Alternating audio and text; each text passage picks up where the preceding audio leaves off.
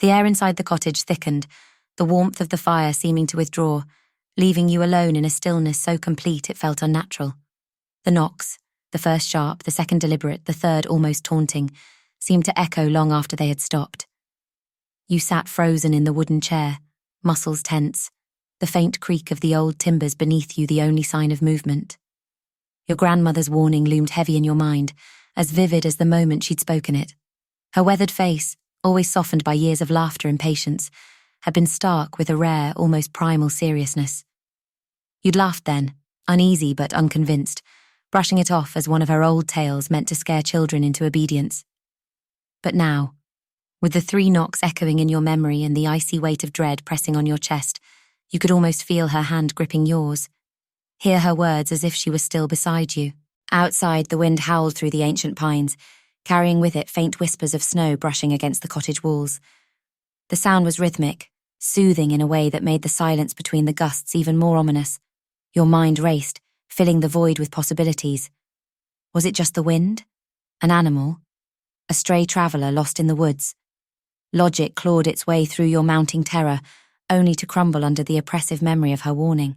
Your eyes flickered involuntarily toward the window, but stopped short. You focused on the fire instead, the flickering flames casting strange, shifting patterns on the walls. You tried to steady your breathing, but each inhale felt like a betrayal of the stillness around you. You could feel the weight of the thing outside, its presence a palpable force that pressed against the glass, against your very mind. It wasn't just waiting, it was aware. The seconds stretched into minutes, or perhaps it was hours.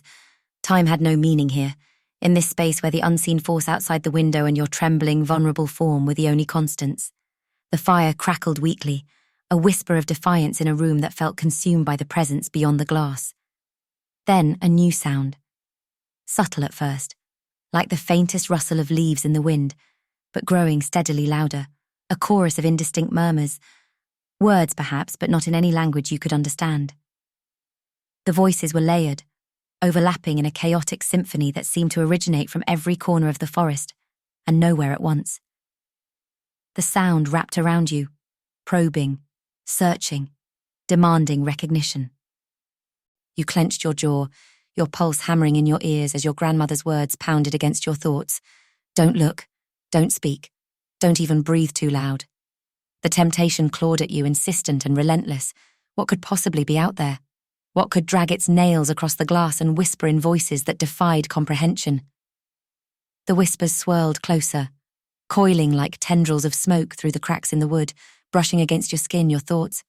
They didn't feel like mere sound anymore, but something tangible, invasive, testing the boundaries of your willpower. You squeezed your eyes shut tighter, your body trembling with the effort of resisting the unknown. And then, suddenly, silence.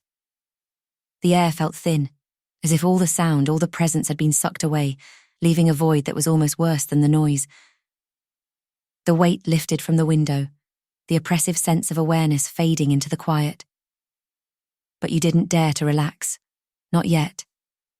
You stayed frozen in place, waiting, counting your breaths, listening for any sign of return. The minutes passed, and slowly, the room began to feel normal again. The fire regained its warmth, its light pushing back the encroaching shadows. The wind outside softened, carrying only the familiar sounds of the forest, and yet, despite the return of normalcy, you felt no relief. The knocking had stopped. The voices had gone.